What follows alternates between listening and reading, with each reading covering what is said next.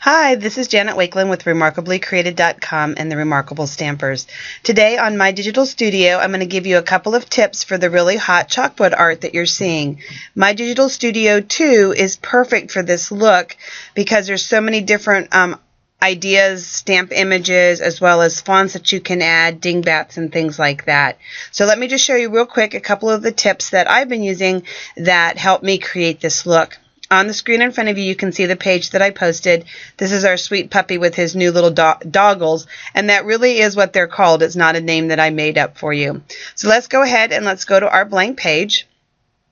And one of the things about My Digital Studio is there are several different ways to accomplish the same task. A lot of times it depends on what way you learned first. Sometimes it depends on whether you're right or left-handed. But it's not necessarily wrong ways. They're just different ways to accomplish the same end result. For me, when I add paper, I prefer to add it as a photo as opposed to a page layer. Again, it's just a personal preference, but you may add yours as a page layer. We're going to bring the black cardstock over, and now what I want to do is I want to lower its opacity. I've been choosing to lower it to 80% to kind of give you that grayish look. Most of the blackboards that I've ever encountered have not been that really, really sharp black, so I like to lower it to 80. And then the next thing that you want to do is you want to just start looking for images among your stamp brushes that are going to have that look for you. A couple of my favorite to work with, let me come down here under my Stampin' Up file, is this one that Stampin' Up introduced for Stampin' Up this year called Convention 2012. This look is available to the public, even though maybe you didn't go to convention. You still, all the other pieces in this set are worth having. It's absolutely wonderful. And so it's got some great words, it's got some great frames, it's got some great pieces that are going to give you that chalk look, frames and things like that. So you're able to bring them over. And then I personally, again, have been choosing vanilla as opposed to white, kind of that dusty, chalky look, because again, when you put the chalk on, it's not always a crisp white. You can also choose to highlight certain parts of it by using the coloring tool, so that if I want to go ahead and let's just make this bigger so that I can actually see it, and we'll just highlight the letter U, for example. I did it kind of fast, but you can also then spotlight some of the color. Another one of my favorites to work with is also here under the S's, and it's called Seriously Awesome or Seriously Sassy, because again, it has a little bit of that chalkboard look to it. Another great way to find pieces that you want to work with is to use the global search feature, and you can either do that down here in the right hand corner or up here under insert, and you can do a global search. And so now you can look for things very specifically, like I want to frame, so that I can frame the words that I'm doing, so I can go ahead and I can look for a framed image to work with and just insert it on my page. The Downtown Grunge has a nice chalkboard look to it. You can also look for very specific words. So I'm going to look for the word create, for example.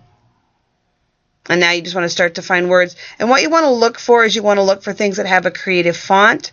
You want to look for things that have different stylings of the fonts to them, and a little bit of a thickness. A lot of times the more okay, why are we not? It's not coming up for some reason. It's being silly right now. There we go. A lot of times when you're really, really in-depth images and things like that aren't going to show up as well. This also highlights another one of my favorites. This set called Be Awesome Today has lots of really, really great quotes and things like that. Here you can see the word create has some great little ends on the letters. I think they're called serifs or something like that. So you'll have that. So again, using the search feature to go ahead and bring up some of your favorites. And let's go back over here to Teague for just a second.